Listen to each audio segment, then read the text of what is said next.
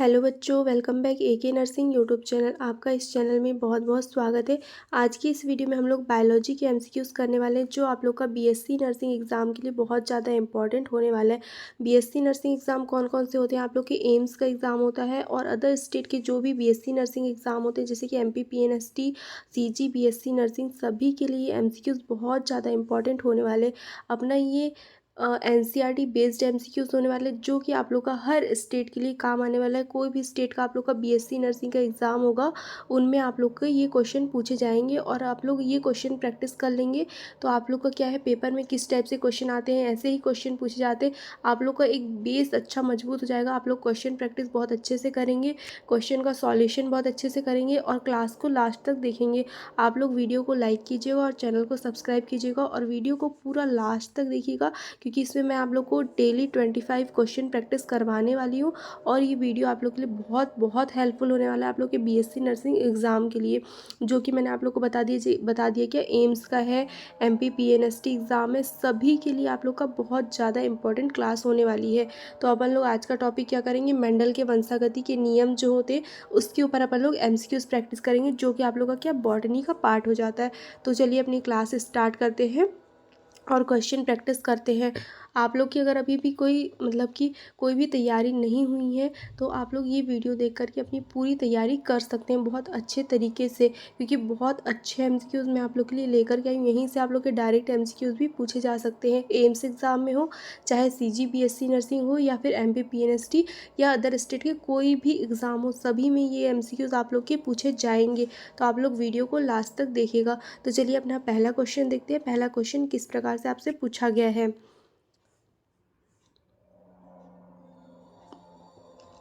Mendel द्वारा अध्ययनित मटर के पौधों में 7 जोड़ों के विपर्यासी विशेषकों में फूल, फली और बीज के विशेषकों की संख्या क्रमशः थी। मतलब कि क्या पूछा गया क्वेश्चन में, मेंडल द्वारा अध्ययनित मटर के पौधों में 7 जोड़ों के विपर्यासी विशेषक मूलों में फूल, फली और बीज के विशेषकों की संख्या क्रमशः थी। पहला ऑप्शन दिया है 2 2 और 2, 2 और 2 और 1। मतलब मैं इसका राइट आंसर आप लोग को बता दे रही कि इसका राइट आंसर क्या हो जाएगा, ऑप्शन नंबर ए इसका राइट आंसर हो जाएगा। ठीक है, ऑप्शन नंबर ए इसका करेक्ट आंसर हो जाएगा। मेंडल ने किया था क्या, मटर के पौधों में प्रयोग, जिसमें 7 विपर्यायी लक्षणों का उन्होंने लिया था, जिसमें से फूल, फली और बीज के विशेषकों की संख्या क्या थी, 2:2:2 की इसमें थी। ठीक है, ये क्वेश्चन आप लोगों का किस प्रकार से पूछ सकता है, मेंडल ने कौन से पौधों को लिया था प्रयोग में, तो मटर का पौधा लिया था। एक तो ये क्वेश्चन बन जाएगा। इसी क्वेश्चन से दूसरा क्वेश्चन क्या बन जाएगा, मेंडल ने कितने जोड़े मतलब लक्षणों को लिया था मटर के, तो 7 जोड़े लक्षण को लिया था। इस प्रकार से आप लोग क्वेश्चन से क्वेश्चन बना करके बहुत अच्छे से मतलब प्रैक्टिस कर सकते हैं। ये क्वेश्चन बहुत इंपॉर्टेंट है, ये एनसीईआरटी बेस्ड आप लोग के क्वेश्चन है, तो ये आप लोग के सभी एग्ज़ाम में काम आएगा। तो आप लोग बहुत अच्छे से प्रैक्टिस कीजिएगा और आप लोग को आंसर पता हो तो आप लोग कमेंट करने की कोशिश कीजिएगा। कमेंट में क्या होगा, आप लोग को आंसर हमेशा के लिए याद रहेगा कि हमने इसका क्वेश्चन कहीं पढ़ा है, इसका आंसर हमें आता है। मतलब कमेंट करेंगे तो ये एक आप लोग के दिमाग में बैठ जाएगा कि मैंने इसका आंसर किया है, मुझे याद है, मैं इसे कर सकती हूँ। इस तरीके से आप लोग क्वेश्चन की प्रैक्टिस बहुत अच्छे से कर पाएंगे। चलिए नेक्स्ट क्वेश्चन देखते हैं। मेंडल द्वारा अध्ययनित मटर के पौधों में 7 विपरीत जोड़ों में से विपरीत रंग के विशेष लक्षण थे। पहला क्या दिया हुआ, 1 था, 2 था या फिर 3 था और ऑप्शन नंबर डी 4 था। तो आप लोग को आंसर पता हो तो कमेंट करिएगा। कमेंट में आप लोग के देखती हूँ, हर एक कमेंट का रिप्लाई करती हूँ, क्योंकि आज तक ऐसा नहीं हुआ है कि यूट्यूब में हर कोई आप लोग के कमेंट का रिप्लाई करता हूँ, लेकिन मैं आप लोग के हर एक कमेंट का रिप्लाई करती हूँ। आप लोग को कोई भी डाउट होता है तो वो डाउट मैं आप लोग का क्लियर करती हूँ कि ये डाउट ऐसे, मतलब कोई भी डाउट हो, चाहे छोटे मोटे डाउट हो, मैं उनका भी रिप्लाई करती हूँ। कोई भी ऐसा यूट्यूबर नहीं होगा जो आप लोग को कमेंट का रिप्लाई करता होगा, लेकिन मैं आपके हर एक कमेंट का रिप्लाई करती हूँ। तो चलिए इसका राइट आंसर देख लेते हैं, राइट आंसर क्या होगा। तो इसका राइट आंसर क्या हो जाएगा, 3 हो जाएगा। ऑप्शन नंबर सी इसका राइट आंसर हो जाएगा। चलिए नेक्स्ट क्वेश्चन देखते हैं। नेक्स्ट क्वेश्चन क्या पूछा गया है, मेंडल द्वारा अध्ययनित मटर के पौधों में विपरीत विशेषकों के जोड़े थे। पहला ऑप्शन दिया है 6, दूसरा दिया है क्या 2, यहाँ पे 2 नहीं होगा, ये 7 होगा। और थोड़ा मिस्टेक हो गया यहाँ पे, प्रिंट मिस्टेक हो गया, यहाँ पे 7 आ जाएगा। तीसरा दिया है 8 और चौथा दिया है 10। तो इसका राइट आंसर क्या हो जाएगा, 7 हो जाएगा। ऑप्शन नंबर बी इसका करेक्ट आंसर हो जाएगा। ठीक है, ऑप्शन नंबर बी इसका राइट आंसर हो जाएगा। चलिए नेक्स्ट क्वेश्चन देख लेते हैं। मेंडल की सफलता में निम्न में से क्या कारण थे मेंडल के सफल हुए, तो उनके जो मटर के पौधे लिए थे उनमें से किस लक्षणों के कारण वो सफल हुए थे इन प्रयोगों में। ठीक है, तो पहला ऑप्शन देखते हैं। पहला ऑप्शन क्या दिया हुआ है, कथन वाले क्वेश्चन है, कौन सा कथन सही है कौन से कथन गलत है ये आप लोग को बताना है। तो पहला ऑप्शन देखिए, शुद्ध वंशक्रमों या शुद्ध प्रजनन किस्मों का उपयोग किया था, एक समय में एक ही लक्षण पर विचार करना, प्रयोगों का सांख्यिकी रिकॉर्ड रखना, संलग्नता और अपूर्ण प्रभाविता का ज्ञान होना। तो इसमें से आप लोग को बताना है कि कौन से सफलता के कारण थे उनके मेंडल के। तो ये 4 ऑप्शन दिए हैं। फिर इसके बाद यहाँ पे दिया है कि कौन सा कारण आप लोग का सही होगा, आप लोग को बताना है सफलता के कौन से कारण थे। तो मैं आप लोग को बता देती हूँ, शुद्ध वंशक्रम या शुद्ध प्रजनन किस्मों का उपयोग किया, एकदम बिल्कुल करेक्ट हो जाएगा। उसके बाद एक ही समय पे एक ही लक्षण पर विचार किया, हाँ एक समय पे एक ही लक्षण को लंबे पौधे बौने पौधे इस प्रकार से आपने पढ़ा होगा, एनसीईआरटी बुक में दिया हुआ है। उनके विपरीत लक्षण थे, गोल पीले हरे बीज, इस तरीके से झुर्रीदार बीज है, और इस तरीके से बहुत सारे 7 लक्षण थे आप लोगों के। तो वो 7 लक्षणों पर उन्होंने विचार किया, पर इंडिविजुअल सबका एक एक करके उन्होंने लक्षण पर विचार किया था। तीसरा क्या दिया, प्रयोगों का सांख्यिकी रिकॉर्ड रखना, ये भी इसमें किया था। और उसके बाद संलग्नता और अपूर्ण प्रभाविता का ज्ञान होना, मेंडल को संलग्नता और अपूर्ण प्रभाविता का ज्ञान नहीं था, इस कारण से उनका जो था ये प्रयोग थोड़ा सा मतलब सफलता का कारण में नहीं गिना सकते अपन लोग। ठीक है, तो इसका राइट आंसर क्या हो जाएगा, देख लेते हैं राइट आंसर क्या दिया हुआ है, पहला दूसरा और तीसरा। ठीक है, ऑप्शन नंबर 20 का करेक्ट आंसर हो जाएगा, पहला दूसरा और तीसरा आप लोग का सफलता के कारण थे। ऑप्शन नंबर डी इसका नहीं होगा। ठीक है, ये नहीं होगा, सफलता के कारण नहीं थे। चलिए नेक्स्ट क्वेश्चन देखते हैं।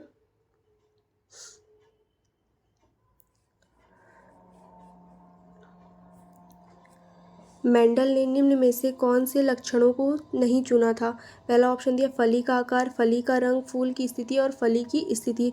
तो आप लोग को राइट आंसर पता हो तो कमेंट करके बोलिएगा कि इसका राइट आंसर क्या होगा। तो इसका राइट आंसर क्या हो जाएगा, फली की स्थिति को उन्होंने नहीं चुना था।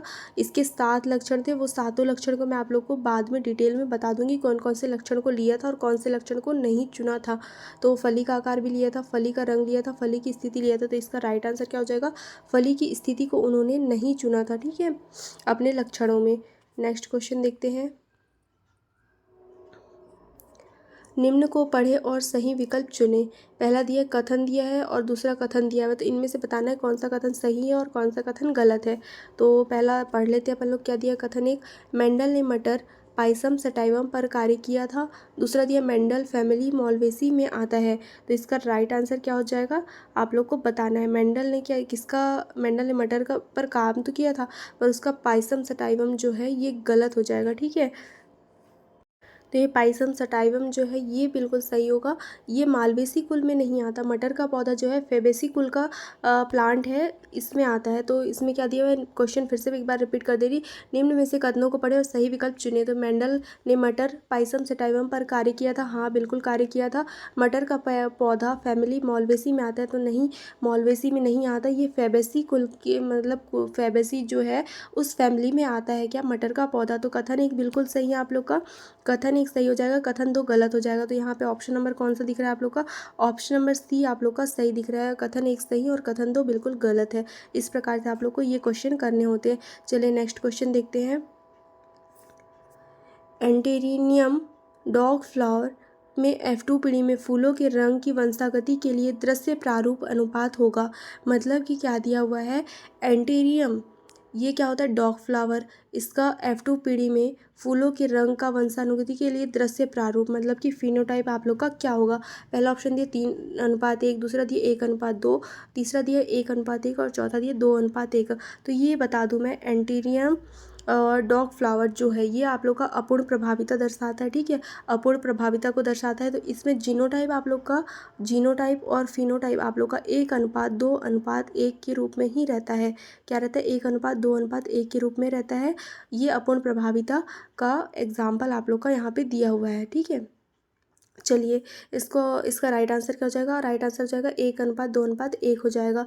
इसके बाद नेक्स्ट क्वेश्चन देखते हैं। मनुष्य में ए बी ओ रक्त समूह निम्न के उदाहरण को दर्शाता है। पहला दिया है अपूर्ण प्रभाविता, दूसरा दिया है सहप्रभाविता, तीसरा दिया है बहुयुग्म विकल्पता और चौथा दिया है बी और सी दोनों। जैसा कि मैंने आप लोग को कहा है कि आंसर पता हो तो कमेंट करके ज़रूर से बताइएगा। तो इसका राइट आंसर क्या हो जाएगा आप लोग का? बी और सी दोनों हो जाएगा। क्या को दर्शाता है? सहप्रभाविता दर्शाता है और बहुयुग्म विकल्पता भी दर्शाता है। ऑप्शन नंबर कौन सा हो जाएगा? डी इसका राइट आंसर हो जाएगा। चलिए नेक्स्ट क्वेश्चन देख लेते हैं। F2 पीढ़ी के लंबे पौधों के जीन प्रारूप को सुनिश्चित करने के हेतु मेंडल ने इसका एक बौने पौधे के साथ संकर करवाया था। यह संकर दर्शाता है।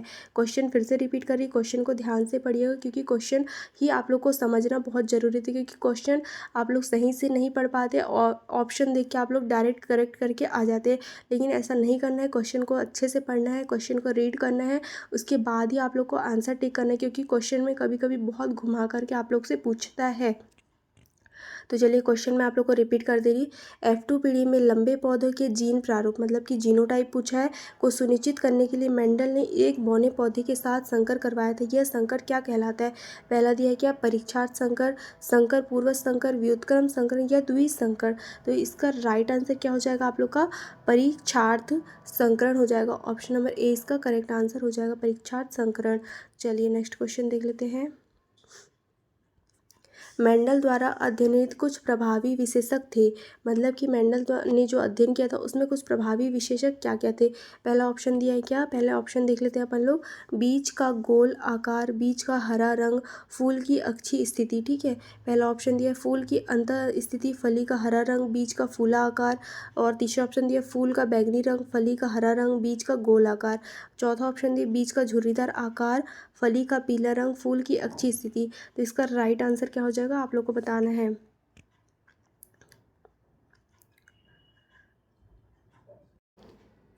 तो इसका राइट आंसर क्या हो जाएगा? फूल का बैंगनी रंग, फली का हरा रंग और बीज का गोल आकार, ये राइट आंसर हो जाएगा। मेंडल के अध्ययन में कुछ प्रभावी विशेषक कौन कौन से थे आप लोग का?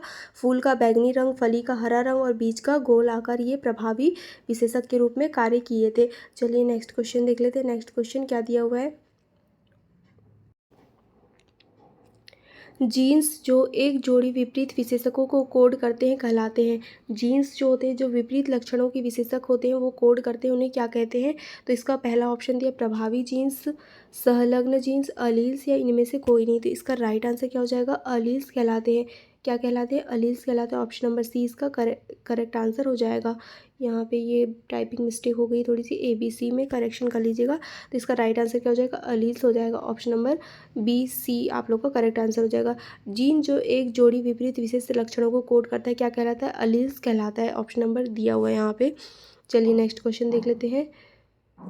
एंटीरियम डॉग फ्लावर में फूलों के रंग की वंशागति निम्न प्रकार का एक उदाहरण है। ठीक है, एक प्रकार का उदाहरण क्या है? तो पहले ही मैंने आप लोग को क्वेश्चन आया था डॉग फ्लावर के ऊपर, तो मैंने आप लोग को बताया था किसका एग्जाम्पल है ये, एक उदाहरण अपूर्ण प्रभाविता का एक एग्जाम्पल है ये। एंटीरियम डॉग फ्लावर किसके लक्षण है? अपूर्ण प्रभाविता के लक्षण है। ऑप्शन नंबर ए इसका करेक्ट आंसर हो जाएगा। चलिए नेक्स्ट क्वेश्चन देखते हैं।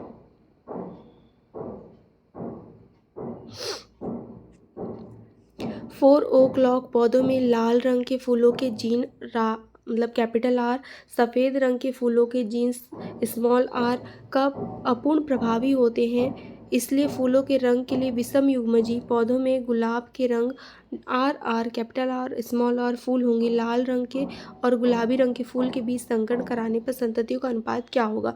मतलब कि पूछा गया आप लोग का जो अपूर्ण प्रभाविता का जो मतलब दिया गया था, जो आप लोग का अपूर्ण प्रभाविता दिया हुआ था, अपूर्ण प्रभाविता का जो नियम दिया गया था उसमें लाल पुष्प और सफ़ेद पुष्प का संकर कराने पे आप लोग के पास कौन सा फूल आ रहा था? गुलाबी रंग का फूल प्राप्त हो रहा था। तो अब वो बोल रहा है कि गुलाबी रंग के साथ आप लोग लाल रंग का संकर कराएंगे तो कैसे पुष्प आप लोग को प्राप्त होंगे, ये पूछा गया है। तो इसमें यहाँ पे ऑप्शन दिए हुए हैं, तो आप लोग को बताना है।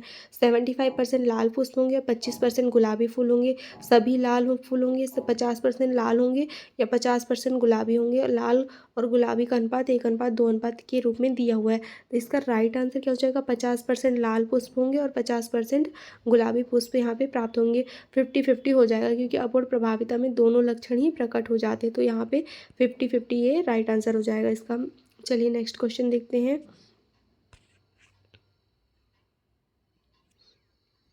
एकल बिंदु पथ के लिए एक समयुग्मजी मादा और एक विषमयुग्मजी नर के बीच क्रॉस के बाद प्रथम फिलियल मतलब F1 पीढ़ी में फिनोटाइप लक्षणों का वितरण क्या होगा? ऑप्शन दिया 3:1, 1:1, 1:1/2 अपॉन 1 इनमें से कोई नहीं। तो इसका राइट आंसर क्या हो जाएगा? एक बार क्वेश्चन को आप लोग के लिए रिपीट कर दे रही। क्वेश्चन क्या है? एकल बिंदु पथ के लिए क्या दिया हुआ है? एकल बिंदु पथ के लिए एक समयुग्मजी मादा और एक विषमयुग्मजी नर, मतलब कि एक समयुग्मजी मादा है और विषमयुग्मजी नर है, उनके बीच क्रॉस कराया जाता है। तो F1 पीढ़ी में उनके बीच का फिनोटाइप अनुपात क्या होगा, ये पूछा गया है। तो इसका राइट आंसर क्या हो जाएगा आप लोग का? 1:1 होगा। ठीक है, समयुग्मजी मादा और विषमयुग्मजी नर के बीच क्रॉस कराने पर अनुपात क्या होता है? 1:1 होता है। ऑप्शन नंबर बी इसका राइट आंसर हो जाएगा। चलिए नेक्स्ट क्वेश्चन देख लेते हैं। मटर के दो लंबे विषमयुग्मजी पौधों के बीच क्रॉस में बौनी संततियों के उत्पादन की क्या संभावनाएं होती है? मतलब कि लंबे और बौने पौधे के बीच में जो संकर कराते हैं उसमें बौनी पौधे होने की क्या संभावनाएं होती हैं, ये आप लोग को बताना है।